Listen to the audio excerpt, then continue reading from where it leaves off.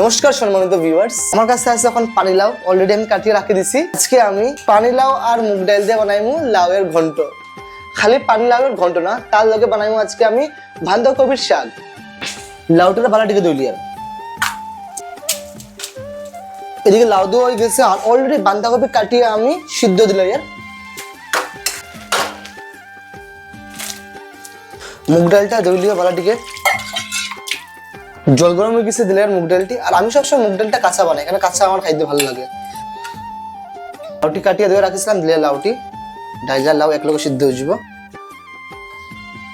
লাউর ঘন্ট বইলিছি আর বাঁধাকপি শাকের সম্বাস দিবার দিকে লইছি গোটা জিরা, লং আর শুকনা মরিচ। তেল গরম হয়ে গেছে, দিলে আর সম্বাস। বাঁধাকপি সিদ্ধ করিয়া জল ছাড়াই রাখছিলাম, দিলে আর একটু দইয়া কাটিয়ে রাখছিলাম, দিলে আর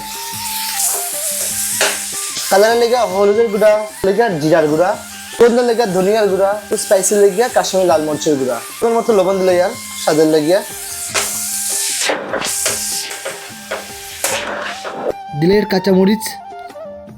আচ্ছা, কিছু কিছু মানুষের মানসিকতা অত বেশি ছোট, 2025-এ দাঁড়াইয়া তারা এখনো এইভাবে বিবেচনা করে আমি ছেলে হইয়া খেনে রান্না বান্না করি।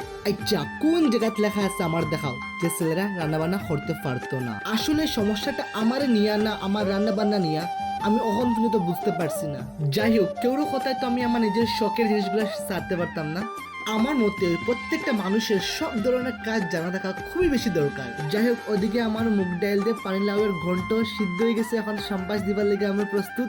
দেখো, রান্না হলো আমার শখের একটা জিনিস, কেউর কথা তো আমি ছাড়তে পারতাম না। আর আমার নতুন নতুন রান্নার রেসিপি ট্রাই করিয়ে খাইতে খুব বেশি ভালো লাগে। আর এগুলো হলো আমার ডেইলি দিনের একটা কাজ। তোমরা লোকের কথা কইতে কইতে ওদিকে আমার মুগ ডাল দিয়ে পানি লাউয়ের ঘন্ট রেডি হয়ে গেছে। এখন আমি ধনিয়া পাতা আর ঘিয়ের তরকা দিয়ে নামাই দিন। জীবনটা অনেক বেশি সুন্দর। আমার মতে কে কিতা করে তার পিছিয়ে ধ্যান না দিয়ে নিজের দিকে একটু ধ্যান দিলে নিজেরই ভালো হয়। কতগুলা কেউ ব্যক্তিগত ভাবে নেবা না, ভুল ত্রুটি হইলে কথার মাধ্যমে আমার ক্ষমা দৃষ্টিতে দেখবা।